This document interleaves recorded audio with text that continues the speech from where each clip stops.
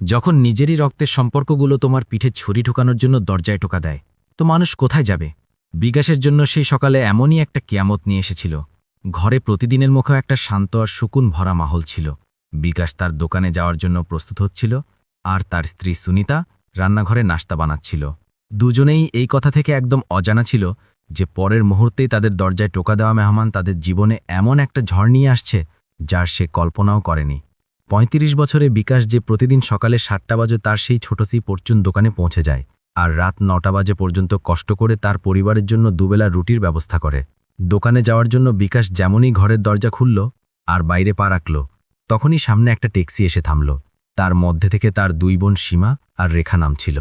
দুজনকে একসাথে এত মাস পর হঠাৎ নিজের সামনে দেখে বিকাশের চোখে আশ্চর্য আর খুশির একটা ঢেউ দৌড়ে গেল। তার মুখে মুচকি হাসি ফুটে উঠল। সে প্রায় দৌড়ে তাদের কাছে পৌঁছল। আরে সীমা, রেখা, তোমরা দুজন একসাথে? বিনা বলে তার খুশির ঠিকানা ছিল না। হ্যাঁ ভাইয়া, ভেবেছি তোমাকে সারপ্রাইজ দেব।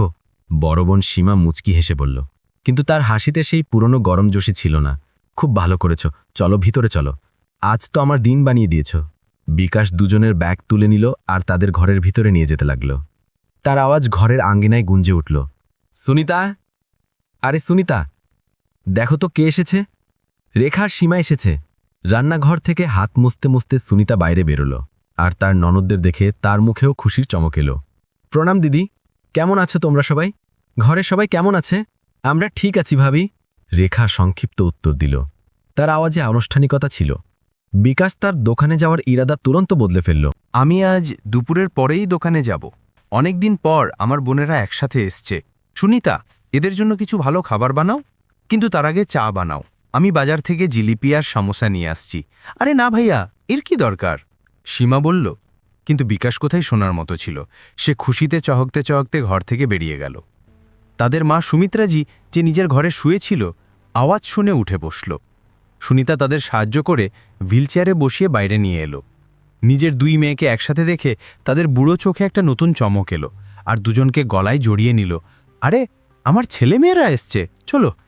এত মাস পর অবশেষে তোমার অসুস্থ মায়ের কথা মনে পড়েছে। না হলে নিজের ঘর পরিবারে তোমরা দুজনে এমন জড়িয়ে পড়েছ যে একটা ফোন করারও ফুরসাত মেলে না। ভালো করেছো যে আজ এসেছ। খুব মনে করছিলাম আমি তোমাদের দুজনকে। সুনিতা তুরন্ত জল নিয়ে এলো আর তাদের খাতিরদারিতে লেগে গেল। ঘরের মাহল উৎসবের মতো হয়ে গেল।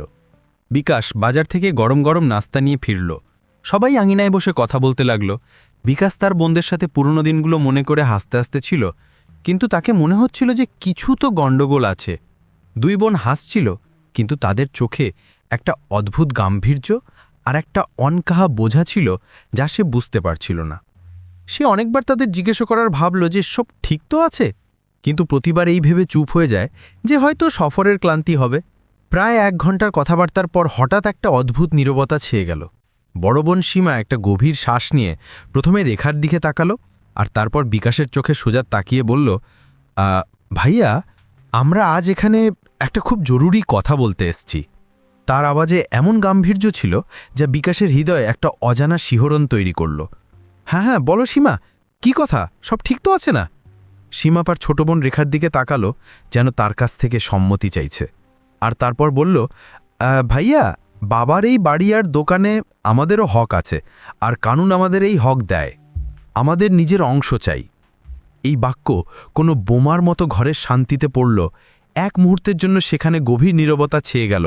বিকাশ মনে করল যেন তার কান ধোঁকা খেয়েছে। সে তার বোনের দিকে তাকিয়ে রইল, অবিশ্বাসে, শকে। কি বলছো তোমরা? তার আওয়াজ কাঁপছিল। রেখা এগিয়ে এসে বলল, তার আওয়াজই সেই কঠোরতা ছিল। ভাইয়া, আমরা স্পষ্ট কথা বলছি। ২০০৫-এর হিন্দু উত্তরাধিকার কানুন অনুসারে মেয়েদের ও ছেলেদের সমান অধিকার আছে পৈতৃক সম্পত্তিতে। আর এই বাড়ি আমাদের বাবার উপার্জন থেকে তৈরি করা হয়েছে। যে দোকানের তুমি একা মালিক হয়ে বসে আছো, সেই দোকানও আমাদের বাবা কিনেছিল। তার পায়ের নিচে যেন জমি সরে গেল। সে কাঁপতে কাঁপতে বলল, না সীমা, সেই দোকান আমার ছেলে মেয়েদের মুখের নিবালা। আর এই ঘর, এটা আমাদের ঠিকানা। আমরা সব কোথায় যাব সেটা সব আমরা জানি না। আমাদের তো শুধু আমাদের অংশ চাই। চুপ হয়ে যা সীমা, একটা শব্দ না। এর আগে যে বিকাশের বোনেরা কিছু আর বলতে পারে, একটা দাহর পুরো ঘরকে কাঁপিয়ে দিল। এই আওয়াজ তাদের বুড়ো মা সুমিত্রার ছিল। নিজের মেয়েদের কথা শুনে তার ভিতরে যেন জ্বালামুখী ফেটে পড়েছিল। অংশ? কেমন অংশ চাই তোমাদের দুজনকে? কি তোমরা ভুলে গেছো যে এই ঘর আর দোকান কার বদৌলতে বেঁচে গেল? তোমাদের ভাইয়ের বদৌলতে? সীমা কিছু বলার চেষ্টা করল। মা, তোমরা বুঝবে না। আমি বুঝব না? মায়ের আওয়াজ আরও জোরে হয়ে গেল। আরে আমার থেকে বেশি কে বুঝবে তোমাদের? কি তোমাদের একটু আন্দাজ আছে যে তোমাদের এই ভাইয়া তোমাদের জন্য কি কি ত্যাগ করেছে? যখন তোমাদের বাপের ছায়া মাথা থেকে উঠে গেল তখন এই বিকাশ শুধু 18 বছরের ছিল। এটা তার পড়াশোনা ছেড়ে দিয়েছে, নিজের স্বপ্ন ছেড়ে দিয়েছে যাতে তোমরা দুজন পড়তে পারো। এটা তার যৌবনে এই দোকানের গাল্লায় বসে কাটিয়েছে যাতে তোমাদের বিয়েতে কোনো কমতি না থাকে। সুমিত্রাজির আওয়াজ কাঁপছিল। তোমরা দুজনের বিয়ে যেমন হয়নি, নিজের হেসিয়ত থেকে বেশি খরচ করেছে সে।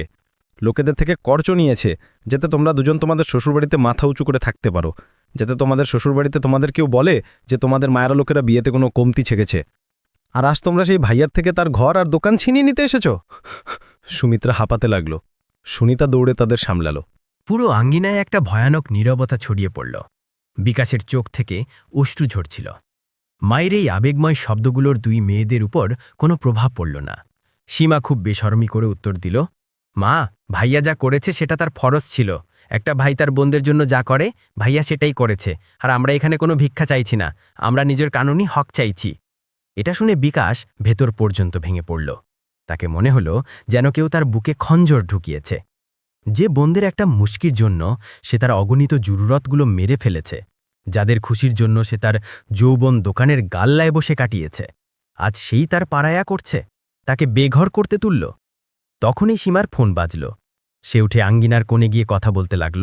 অন্য পাশে তার স্বামী ছিল। হ্যাঁ, বলে দিয়েছি। না, এখনও মানছে না। তোমরা চিন্তা করো না, নিজের অংশ তো আমি যে কোনো মূল্যে ছাড়ব না। এটাও কোনো কথা হলো?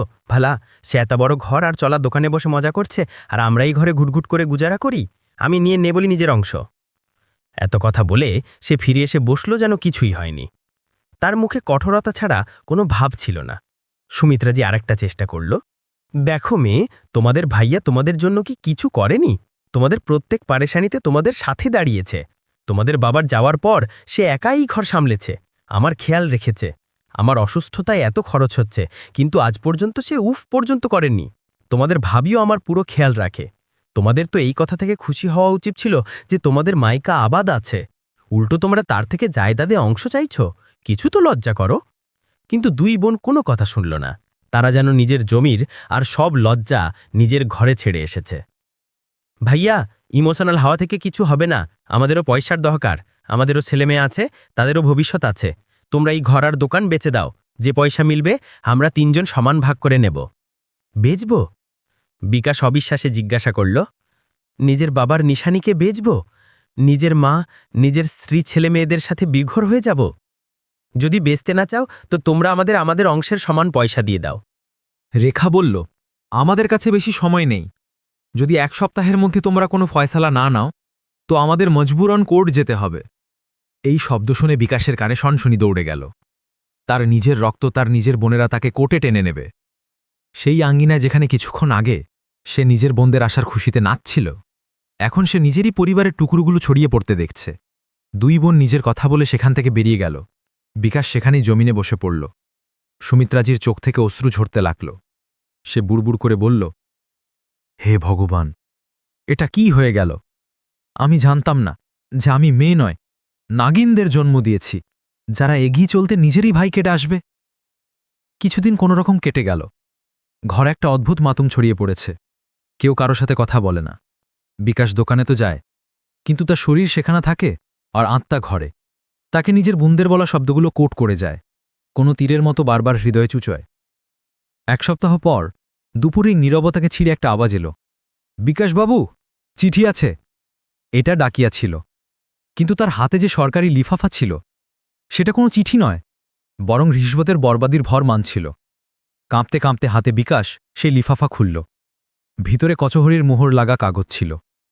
তার চোখ যা পড়ল তার ওপর মনকে ইয়াকিন হল না। তার 2 সগী বোনেরা তার বিরুদ্ধে সম্পত্তিতে অংশের জন্য মুকদ্দমা করেছে। সে কাগজের টুকরো বিকাশের হাত থেকে ছুটে হাওয়ায় লহরাতে লহরাতে জমিনে এসে পড়ল। বিকাশও তার পিছনে পিছনে বেজানসা সে আঙ্গিনায় পড়া চেয়ারে ধসে পড়ল। এক মুহূর্তে তার চোখের সামনে সবকিছু ঘুরে গেল। তাকে নিজের বাবার মুখ মনে পড়ল, যে প্রায়ই বলত, আমার মেয়েরা আমার গুরুর, দেখো, এরা আমার নাম রোশন করবে। আজ সেই মেয়েরা তাদের তৈরি ঘরের নিভ হিলাতে তুলল। তখন তাকে একটা ধোঁয়াশাসা মঞ্জর মনে পড়ল। অনেক বছর আগের সেই দিন যখন তার বড় বোন সীমা কলেজ থেকে ফিরতে পথে একটা ভয়ানক অ্যাক্সিডেন্টের শিকার হয়ে গেল। সে রক্তের লতপথ ছিল। খবর মিলতে বিকাশ তার দোকানের শাটার গিরিয়ে পাগলের মতো দৌড়েছে। ডাক্তার বলেছে তুরন্ত ও নেগেটিভ রক্ত চাই, না হলে আমরা এটাকে বাঁচাতে পারব না। ও নেগেটিভ একটা খুব রেয়ার ব্লাড গ্রুপ, যা বিকাশেরও ছিল। তাকে মনে ছিল। হাসপাতাল পৌঁছে সে এক মুহূর্তও ভাবেনি। কিছুক্ষণ পর তার রক্ত তার রগ থেকে বেরিয়ে তার বোনের ধমনীতে যাচ্ছিল, তাকে একটা নতুন জীবন দিচ্ছিল। যতক্ষণ না সীমা জ্ঞান ফিরেছে, সে তার বিছানার পাশে বসেছিল। আজ সেই বোন যার রগে তার দেওয়া রক্ত দৌড়াচ্ছে, সেই তার রক্ত চুষতে উতারু, শুধু এই পাথর আর কাগজের টুকরোগুলোর জন্য? কি এই দিনের জন্য আমি নিজের বোনের জান বাঁচিয়েছি? এটা ভেবেই বিকাশের চোখ থেকে অশ্রুর সেলাপ ফুটে পড়ল। সে জমিতে বসে শিসকাতে লাগল। তার শিসকি শুনে মা সুমিত্রা বাইরে এলো। যখন তারা কোর্টের নোটিশের কথা শুনল, তো সে নিজের ছাতি পিটে পিটে রোতে লাগল। হে ভগবান, এটা কি দিন দেখিয়ে দিল! যে মেয়েকে কোখে পালিয়েছি, সে আজ আমার ছেলের দুশ্মন হয়ে গেল। তার থেকে ভালো তো তুমি আমাকে তুলে নিত। ঘরে কোহরাম মুছে গেল। বিকাশ মনে করল যেন সে পুরোপুরি ভেঙে পড়েছে, একা পড়ে গেছে। তখন তার স্ত্রী সুনিতার এগিয়ে তার কাঁধে হাত রাখল। যখন বিকাশ তার দিকে তাকাল, তো সুনিতার চোখে অশ্রু নয়, একটা অদ্ভুত সাহস ছিল। সে বিকাশের হাত দৃঢ়তার সাথে ধরল আর বলল, তোমরা ঘাবড়াও না, তোমরা একা নও, আমি তোমার সাথে আছি। আমরা সব মিলে এই ঝড়ের মুখোমুখি হব। সুনিত জমিতে পড়া সেই কাগজগুলো তুলল আর বিকাশের চোখে চোখ রেখে বলল, তারা কানুনের রাস্তা বেছে নিয়েছে, তো আমরাও কানুনের মাধ্যমে লড়ব। ভগবান থেকে বড় কোনো ন্যায় করা ব্যক্তি নেই। তারা আমাদের সাথে ভুল করেছে, ন্যায় তো হয়ে যাবে। সুনিতার এই শব্দগুলো বিকাশকে কিছু সাহস দিল, কিন্তু তার হৃদয় ভেঙে গেল।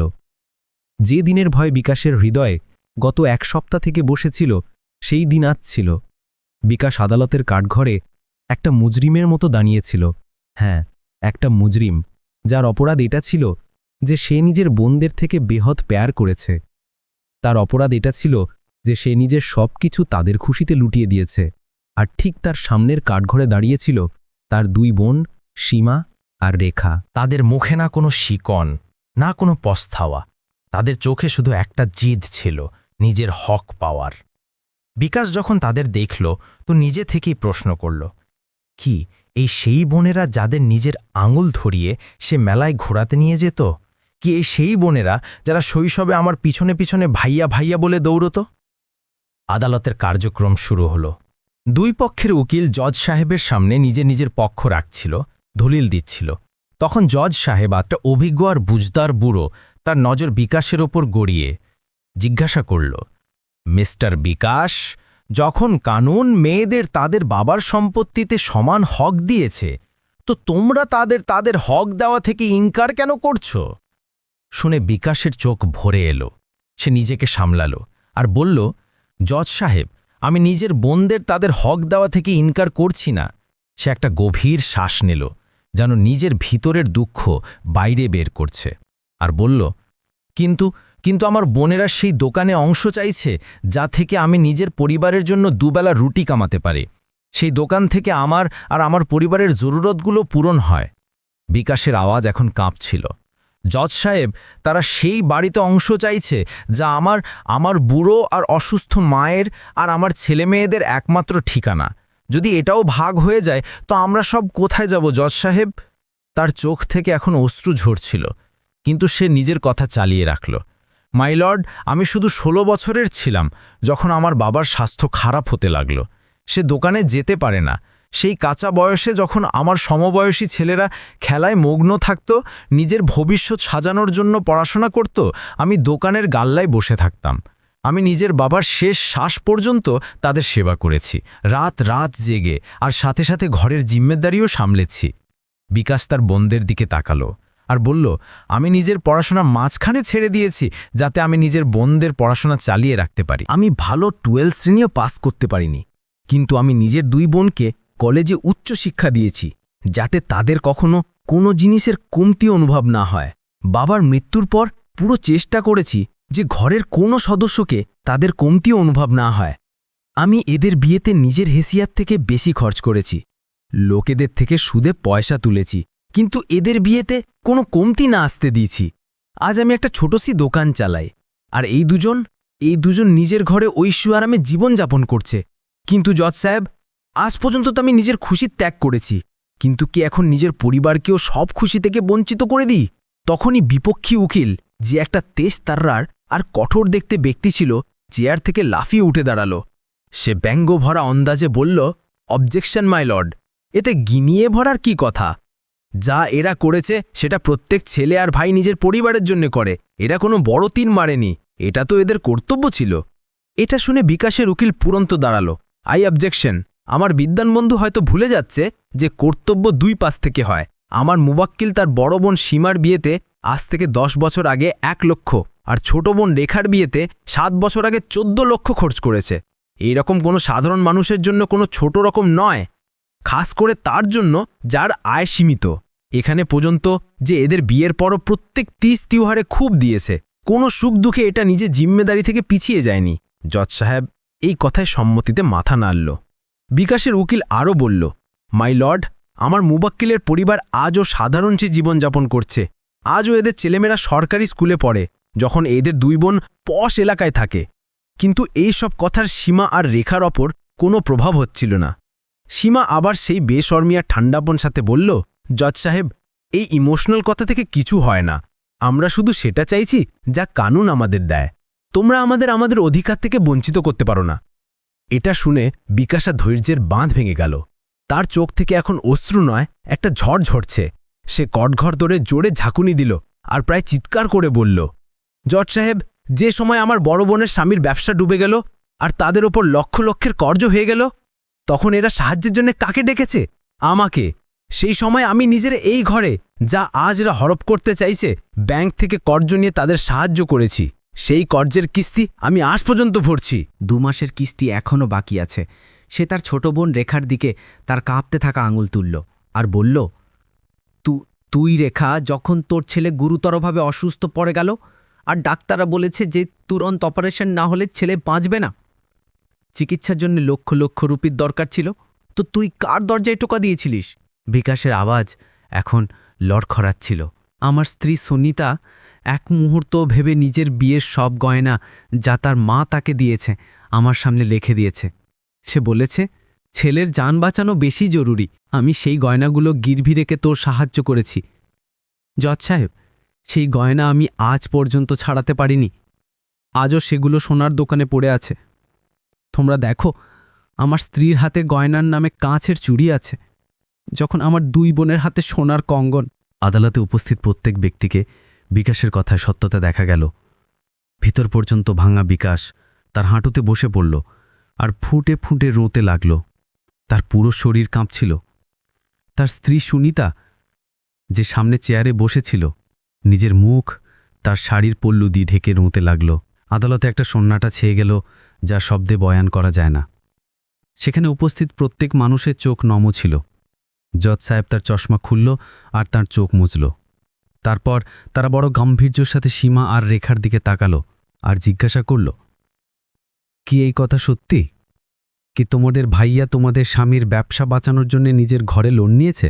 কি তাদের স্ত্রী তার গয়না তোমাদের ছেলে যান বাঁচানোর জন্য গিরভি রেখেছে? 2 বোনের নজর লজ্জায় ঝুঁকে গেল। তাদের মুখ সাদা হয়ে গেল। তারা কিছু বলতে পারল না। রেখা শুধু হালকা হ্যাঁ মাথা নাড়ল। জজ সাহেব এই কথা নোট করল। তারপর 2 পক্ষের উকিল বিতর্ক করতে লাগল, আর জজ সাহেব সেই দিনের কার্যক্রম সেখানে স্থগিত করল আর পরের তারিখ দিল। যখন বিকাশ আদালত থেকে ঘরে ফিরল, তার মা সুমিত্রাজি, যে দরজায় তার রাহা দেখছিল, তার উতরা বেজান মুখ দেখে সবকিছু বুঝে গেল। বিকাশ কারোর দিকে তাকালো না। সে একটা জিন্দা লাশের মতো চলতে চলতে তার ঘরে গেল আর দরজা ভিতর থেকে বন্ধ করে দিল। কিছুক্ষণ নীরবতা রইল, আর তারপর ঘরের ভিতর থেকে সিসকির আওয়াজ আসতে লাগল, যা ধীরে ধীরে সেই সিসকি রোদনে পরিবর্তিত হল। সে বিছানায় মুখের বল লেটে রোতেছিল। আজ তার সব সংযম, সব ধৈর্য, সব দুঃখ অশ্রুর পথে বাইরে বেরোচ্ছিল। তাকে নিজের বোনদের পাথরের মতো মুখ মনে পড়ছিল। তাকে বিপক্ষী উকিলের ব্যঙ্গ মনে পড়ছিল। সে একদম অসহায় হয়ে গেল। দরজার বাইরে দাঁড়ানো সুনিতা আর সুমিত্রাজির হৃদয় বসে যাচ্ছিল। তারা আজ পর্যন্ত বিকাশকে এমন ভেঙে পড়তে কখনো দেখেনি। এটা সেই মানুষ যে পুরো পরিবারের জন্য একটা চট্টানের মতো দাঁড়িয়ে থাকে, আর আজ সেই চট্টান রেতের মতো ছড়িয়ে পড়ছে। তখন ৮ বছরের রোহন আর ৬ বছরের রিয়াজ স্কুল থেকে এসে নিজের পাপার ইন্তজার করছিল, ঘরের দরজা পর্যন্ত এলো। তারা দরজার জানালা থেকে নিজের পাপাকে রোতে দেখে তাদের ছোট সে দুনিয়ায় যেন ভূচাল এলো। তারা নিজের পাপাকে ভগবান মানে, একটা সুপারহিরো যে কখনো দুর্বল হয় না। তাদের রোতে দেখে দুজনের চোখ ভলিয়ে এলো। তারা দরজা খটখটালো, পাপা খোলো প্লিজ। কিছুক্ষণ পর বিকাশ দরজা খুলে দিল। তারা একে অপরের হাত ধরে ভিতরে চলে গেল। দুজনের নান্হে হাতে তাদের মাটির গুল্লক ছিল লাল রঙের, যাতে তারা গত ১ বছর থেকে টফি, চকলেট আর খেলনার জন্য মেলা পকেট খরচের পয়সা জমাচ্ছিল, কোনো মেলায় যাওয়ার জন্য, কোনো বড়সি খেলনা কেনার জন্য। রোহন তার পাপার কাছে গিয়ে বড়ই মাসুম মুখ সাথে তার হাত ছুঁয়ে জিজ্ঞাসা করল, পাপা তোমরা কেন রোচ্ছ? বিকাশ তার অশ্রু মুছে নিজের ছেলে মেয়েদের দিকে তাকালো। তাদের মাসুম চোখে নিজের জন্য চিন্তা দেখে তার হৃদয় আরও ফেটে পড়ল। সে কিছু বলতে পারল না, শুধু তাদের দেখতে রইল। তখন রিয়া তার তোতলা আওয়াজে বলল, পাপা ও ও ২ বুয়া পয়সার জন্যই তোমাকে পারেশান করছে না? আমি তোমাকে আর মাম্মিকে কথা বলতে শুনেছি। বিকাশ চুপ রইল। এই প্রশ্নের সে কি উত্তর দেবে? তখন রোহন তার আর রিয়ার গুল্লকে গিয়ে দিয়ে বলল, পাপা তোমরা পারেশান হইও না, তোমরা আমাদের এই 2টো গুল্লক নিয়ে নাও, এতে অনেক পয়সা আছে। তুমি এইসব পয়সা বুয়াকে দিয়ে দাও আর তাদের বলো যে তারা তোমাকে আর পারেশান করবে না। কিন্তু তোমরা প্লিজ রোয়ো না, আমাদের ভালো লাগে না যখন তোমরা রোও। ছেলেমেয়েদের মুখ থেকে এই কথা শুনে বিকাশের হৃদয় যেন বুক থেকে বাইরে এসে গেল। একদিকে তার সগী বোনেরা ছিল, যাদের লাখ লাখ রুপি দেবার পরও তাদের লোভ শেষ হয়নি, আর অন্যদিকে তার এই মাসুম ছেলেমেয়েরা ছিল, যারা নিজের বাবার একটা মুস্কির জন্য নিজের ছোটসি জমাপুঞ্জি, নিজের জান থেকেও প্রিয় গুল্লক এক মুহূর্তে কুরবান করতে প্রস্তুত ছিল। বিকাশ আর সহ্য করতে পারল না। সে 2 ছেলেমেয়েকে টেনে নিজের ছাতিতে লাগিয়ে নিল আর রোতে লাগল। সে তাদের মাথা চুমু খাচ্ছিল, তাদের গায়ে হাত বুলাচ্ছিল, যেন সেই মাসুম ছেলেমেয়েদের থেকে সে নিজের হারানোর সাহস ফিরে পেতে চাইছে। দরজায় দাঁড়ানো সুনিতা নিজের স্বামীর দুঃখে রোতেছিল। বিকাশ নিজের কিসমতের উপর রোতেছিল। মা নিজের কোখের উপর রোতেছিল। আর সেই 2 মাসুম ছেলে মেয়ে সে শুধু এই জন্য রোতেছিল কারণ তাদের সুপারহিরো তাদের পাপা রোতেছিল। আদালতের পরের কার্যক্রমের তারিখ এলো। উকিলদের মধ্যে আবার তীক্ষ্ণ বিতর্ক শুরু হলো। বিকাশের উকিল তার মজবুরি আর ত্যাগের দলিল দিচ্ছিল, তো বিপক্ষী উকিলের আওয়াজ আদালতে গুঞ্জে উঠল, অবজেকশন মাই লর্ড, এটা কোর্ট, কোনো ডেলি সোপের ড্রামা নয়। বিতর্ক তার চরমে ছিল।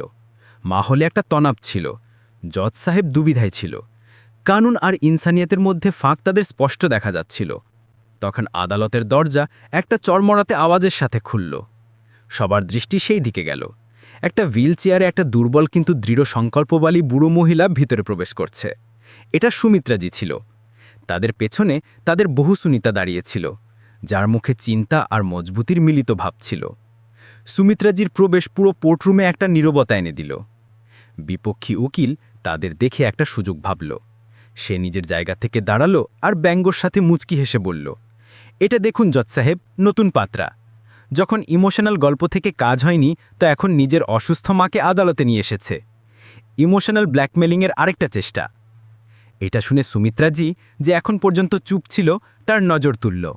তারা হুইলচেয়ার থেকে তার কাঁপতে থাকা কিন্তু মজবুত আওয়াজে বলল, না উকিল সাহেব, আমি এখানে নিজের ছেলের উকালত করতে বা কাউকে ইমোশনালি ব্ল্যাকমেল করতে আসেনি। আমি এখানে আদালতের সামনে পুরো সত্য রাখতে এসেছি। আর সত্য এটা যে আমার ছেলে একটা নিহায়েতি শরীফ আর ভালো মানুষ, যে কখনো কারো হক মারার কথা ভাবতেও পারে না।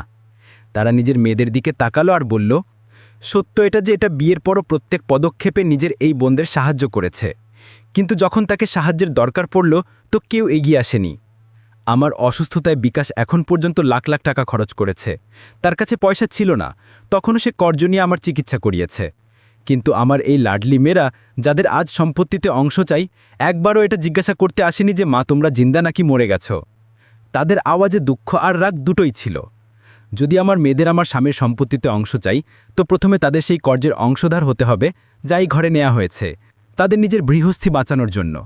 কি তারা আমার অসুস্থতায় হওয়া খরচে অংশ দেবে? সুমিত্রাজি এখন জজ সাহেবের দিকে ঘুরল। তাদের চোখে অশ্রু ছিল, কিন্তু আওয়াজে ফলাদর মতো মজবুতি ছিল। জজ সাহেব, তোমরা কানুনের রক্ষক। তোমরাই বলো, কি হক শুধু একপাশের হয়? যখন জিম্মেদারির সময় ছিল তো এটা বলে পাল্লা ঢাড়া নিয়েছে যে ভাই আছে তার ফরজ আছে, আর যখন আজ সম্পত্তির কথা এলো তো কানুন মনে পড়ল। তারা নিজের কথা শেষ করে বলল, যদি ফরজ শুধু ছেলের, তো হকও শুধু ছেলের হওয়া উচিত।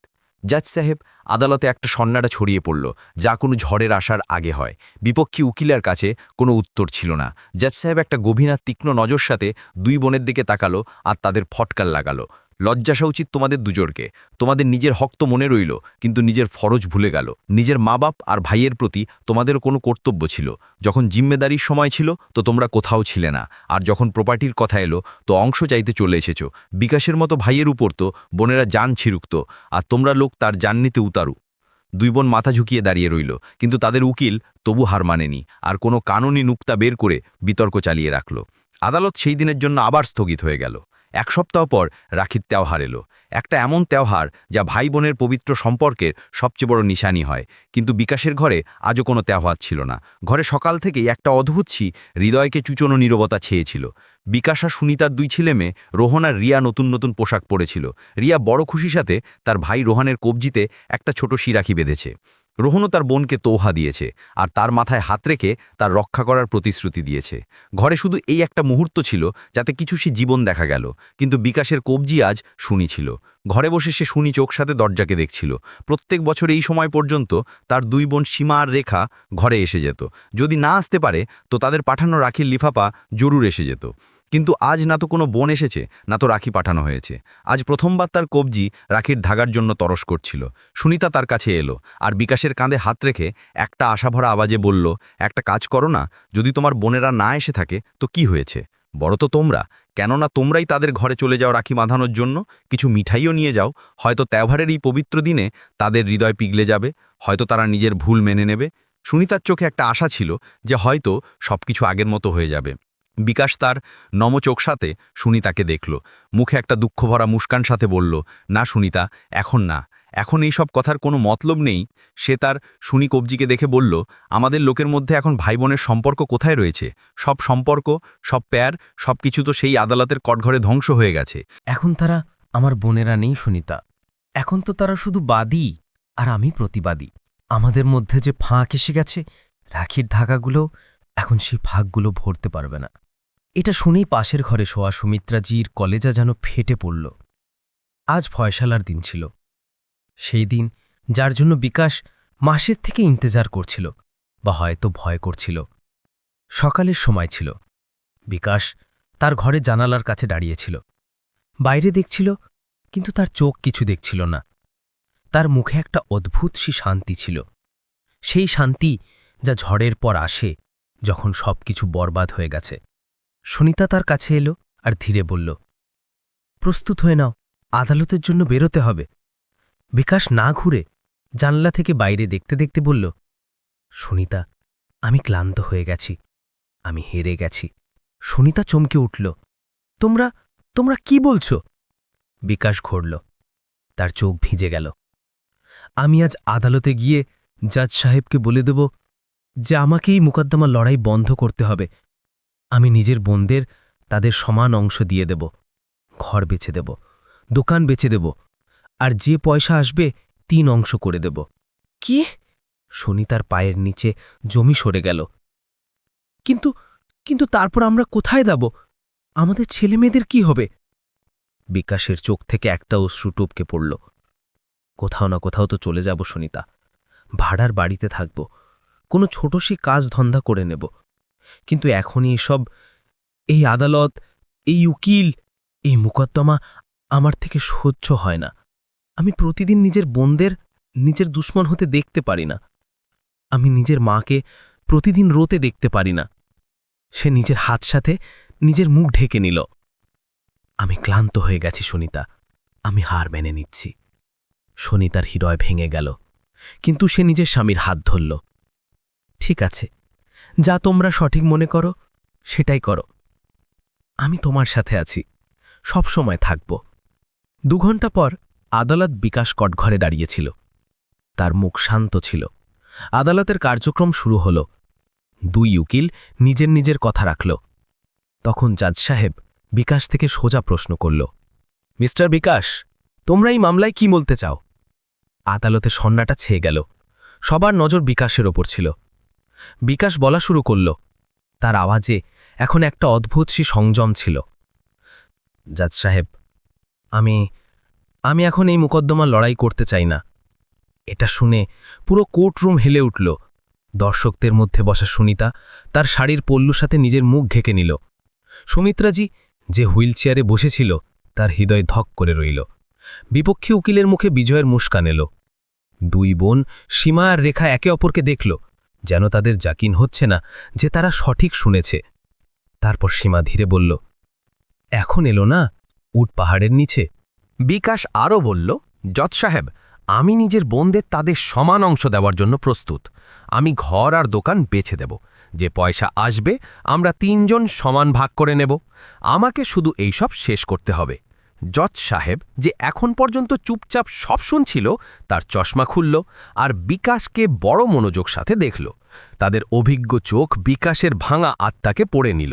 কিছু মুহূর্তের নীরবতার পর জজ সাহেব বলল, মিস্টার বিকাশ, কি তোমরা সত্যি এই ফয়সালা নিজের মর্জির সাথে নিচ্ছ, নাকি তোমরা ক্লান্ত হয়ে গেছ আর হার মেনে নিচ্ছ? বিকাশের চোখ থেকে অশ্রু ঝরে পড়ল। সে কিচ্ছু বলতে পারল না, শুধু মাথা ঝুঁকিয়ে নিল। জজ সাহেব গভীর শ্বাস নিল আর বলল, আমি বুঝতে পারি মিস্টার বিকাশ। আমি গত অনেক মাস থেকে এই মামলাকে দেখেছি। আমি তোমার প্রত্যেক শুনানিতে তোমার চোখে দুঃখ দেখেছি, কিন্তু আমি তোমাকে একটা কথা বলি। তারা তার আওয়াজ উঁচু করল আর পুরো কোর্টরুমকে সম্বোধন করে বলল, আমি এই পুরো মামলার গভীর অধ্যয়ন করেছি। আমি সব তথ্য দেখেছি, সব প্রমাণ দেখেছি, আর আমার নজরিয়া থেকে তোমার বোনদের এই সম্পত্তিতে কোনো নৈতিক হক তৈরি হয় না। এটা শুনে আদালতে হলচল মচে গেল। বিপক্ষী উকিল তুরন্ত দাঁড়ালো। Objection my lord. মিস্টার বিকাশ নিজে প্রস্তুত অংশ দেওয়ার জন্য, আর কানুনের নজরিয়া থেকেও। উকিলের কথা কেটে জজ সাহেবের আওয়াজ গর্জে উঠল, আমি কানুনকে তোমার থেকে ভালো জানি। হ্যাঁ, কানুন মেয়েদের তাদের বাবার সম্পত্তিতে হক দেয়, কিন্তু কি কানুন এটাও বলে না যে যে ব্যক্তি নিজের কর্তব্য থেকে মুখ ঘুরিয়ে নেয় তাকে অধিকার পাওয়ার হক নেই? তারা আরও বলল, এই মানুষ তার পুরো জীবন তার বোনদের ওপর লুটিয়ে দিয়েছে, নিজের পড়াশোনা ছেড়েছে, নিজের স্বপ্ন ছেড়েছে, নিজের ভবিষ্যৎ ছেড়েছে, যাতে তার বোনেরা পড়তে পারে, এগিয়ে যেতে পারে। সে তাদের বিয়েতে লক্ষ লক্ষ খরচ করেছে, তাদের সংকটে তাদের সাহায্য করেছে, আর আজ সেই বোনেরা নিজের ভাইকে বরবাদ করতে তুলল। জজ সাহেবের আওয়াজই এখন রাগ স্পষ্ট ঝলক ছিল, কিন্তু তারা থেমে বিকাশকে দেখল। আমি এটাও দেখছি যে এই মানুষ ভেঙে পড়েছে, আর যদি আমি আজ এটাকে তার মর্জির বিরুদ্ধে জিত দিয়ে দিই, তো হয়তো এটা কখনো খুশি হতে পারবে না। জজ সাহেব এক মুহূর্তে ভাবল, তারপর তাদের মুখে একটা অদ্ভুত চমক এলো। মিস্টার বিকাশ তার বোনদের সমান অংশ দিতে চাইতো। আদালত এই কথা স্বীকৃতি দেয়, কিন্তু একটা শর্তে। যখন জজ সাহেবের মুখ থেকে এই শব্দ বেরোলো, তো আদালতে উপস্থিত প্রত্যেক ব্যক্তির শ্বাস যেন থেমে গেল। বিকাশ আশ্চর্যের সাথে তাদের দিকে তাকালো। তার বোনদের আর তাদের উকিলের মুখে একটা অদ্ভুত বেচৈনি ছিল। জজ সাহেব তার নজর সোজা সীমা আর রেখার উপর গড়িয়ে বলল, সম্পত্তির ভাগ হবে। তোমাদের হক মিলবে। কিন্তু জজ সাহেবের আওয়াজ এখন আরও বেশি গম্ভীর আর ধারালো হয়ে গেল। ভাগ সবার সামনে হবে। আমার শর্ত এটা যে যেই দিন সম্পত্তির ভাগ হবে, সেই দিন তোমরা দুজনকে নিজের নিজের শ্বশুরবাড়ি থেকে কমপক্ষে 10 লোক নিয়ে আসতে হবে। দুই বোনের মুখ হলুদ হতে লাগলো। তারপর জজ সাহেব বলল, তারা নিজের চোখ সাথে দেখবে যে তোমরা দুই বোন নিজের মাইক থেকে, সেই ভাইয়া থেকে যে তার জীবন তোমার উপর কোরবান করেছে, প্রপার্টিতে অংশ নিচ্ছ। আর হ্যাঁ, জজ সাহেব জোর দিয়ে বলল, তোমাদের ননদদেরও সেই সময় আসতে হবে নিজের স্বামীর সাথে। আখির তাদেরও তো জানতে হবে যে পৈতৃক সম্পত্তিতে মেয়ে আর বোনেরও সমান হক তৈরি হয়। আর সবচেয়ে জরুরি কথা, জজ সাহেব তার আওয়াজ আরও জোরে করল, তোমরা দুজনকে নিজের ছেলে মেয়েদেরও সাথে নিয়ে আসতে হবে, যাতে তারাও নিজের চোখ সাথে দেখে যে তাদের মা নিজের মামা থেকে নিজের হক কিভাবে উসুল করছে। তাদেরও তো এই শিক্ষা মিলতে হবে যে কিভাবে সম্পর্ক থেকে বেশি পয়সা আহমিয়াত রাখে। জজ সাহেব এক মুহূর্ত থেমে পুরো আদালত দেখল, আর তারপর বলল, যদি তোমরা দুজনে এই শর্ত মেনে নাও, তো আমি আজই আদেশ পাস করব যে সম্পত্তির সমান ভাগ হোক। কিন্তু যদি না মেনো, তো এই মামলা এখানেই খারিজ করে দেওয়া হবে। এটা একটা এমন ব্রহ্মাস্ত্র ছিল যার কোনো তোড় নেই, একটা এমন দাও যা বোনদের লোভের মহলকে একটা ঝটকায় জামিনদোজ করে দিয়েছে। এটা শুনে তো দুই বোন যেন তিল মিলিয়ে উঠল। তাদের মুখের রং উড়ে গেল। তাদের বোঝা গেল যে জজ সাহেব তাদেরই জালে ফাঁসি দিয়েছে। গেল। বিপক্ষী উকিল ছটপটিয়ে বলল, মাইলর্ড, এটা তো সরাসরি নানসাফি। এমন শর্তের কানুনে কোনো প্রাবধান নেই। এটা মামলার লটকানোর একটা চাল। জজ সাহেবের আওয়াজ গর্জনের মতো গুঞ্জে উঠল। নানসাফি? নানসাফি এটা যে একটা ভাইকে তারই বোনেরা বারবাদ করতে তুলল। যদি তোমার মুবক্কিল সঠিক আর তারা শুধু নিজের কানুনি হক নিচ্ছে, তো তাদের এই কাজ সবার সামনে করতে কি আপত্তি হওয়া উচিত? সত্যকে কোনো পর্দার দরকার হয় না। জজ সাহেব দুই বোনকে সোজা সম্বোধন করে বলল, এই আপত্তি এই জন্য জতানো হচ্ছে কারণ তোমরা অংশ নিতে তো জানো, কিন্তু অংশ দিতে চাও না। তোমরা চাও যে তোমাদের তো মাইক থেকে অংশ মিলুক, কিন্তু তোমাদের ননদদের তাদের মাইক থেকে না মিলুক। কেন? কি কানুন শুধু তোমাদের জন্য? দুই বোন এখন মাথা ঝুঁকিয়ে দাঁড়িয়েছিল। তাদের কাছে কোনো উত্তর ছিল না। জজ সাহেব আদেশ দিল, পরের তারিখ 15 দিন পর। সেই দিন তোমরা দুজনকে আমার এই শর্ত পূরণ করে আসতে হবে, না তো এই কেস খারিজ করে দেওয়া হবে। তারা তার হাতুড়ি টেবিলে পটকালো। কোর্ট এখন স্থগিত করা হয়। দুই বোন তার সমূহ নিয়ে একে অপরকে দেখতে লাগল। তাদের জিতের খুশি এক মুহূর্তে হারের গভীর ভয়ে পরিবর্তিত হয়ে গেল। আদালতের বাইরে আসতেই সীমার স্বামীর ফোন এলো। সে বড় উৎসাহর সাথে জিজ্ঞাসা করল, কি হলো ফয়সালা? আমাদের হকে হলো না? আমাকে পুরো জোকেইন আছে। আজ তো তোমাকে তোমার হক মিলে গেছে। সেই সময় ছোট বোন রেখারও ফোন বাজল। তার স্বামীও সেই প্রশ্ন জিজ্ঞাসা করল, তাড়াতাড়ি বলো, কত পয়সা মিলবে? দুই বোন একে অপরকে দেখছিল। আজ প্রথমবার তাদের চোখে লোভ নয়, বরং নিজের করণের ওপর গভীর পশ্চাত্তাপ ছিল। জজ সাহেবের শব্দ, মায়ের পীড়া আর নিজের ভাইয়ার ভাঙ্গা মুখ সব একসাথে তাদের চোখের সামনে ঘুরে গেল। সীমা কাঁপতে থাকা আওয়াজে তার স্বামীকে বলল, হ্যাঁ, কোনো প্রপার্টি চাই না। আর রেখাও রোতে রোতে তার স্বামীকে বলল, আমি নিজের কেস ছিড়িয়ে নিচ্ছি। দুজনেই ফোন কেটে দিল। তারা সম্পত্তি তো জিতেনি, কিন্তু নিজের ইনসানিয়াত, নিজের সম্মান, নিজের ভাইয়া আর সবচেয়ে বড় কথা নিজের মায়কা সব কিছু হেরে গেল। তো বন্ধুরা, জজ সাহেব যে নির্ণয় শুনিয়েছে, কি সেটা সঠিক ছিল? কমেন্ট করে জরুর বলো। আর এটাও বলো যে তোমরা আমাদের গল্প ভারতের কোন শহর থেকে শুনছো। আর বন্ধুরা, যদি তোমাদের জীবনে কোনো এমন ঘটনা বা কোনো অভিজ্ঞতা হয়েছে যা তোমরা চাও যে আমরা গল্পের রূপে সবার সামনে আনি, তো তোমরা আমাদের জরুর লিখে পাঠাও। ধন্যবাদ।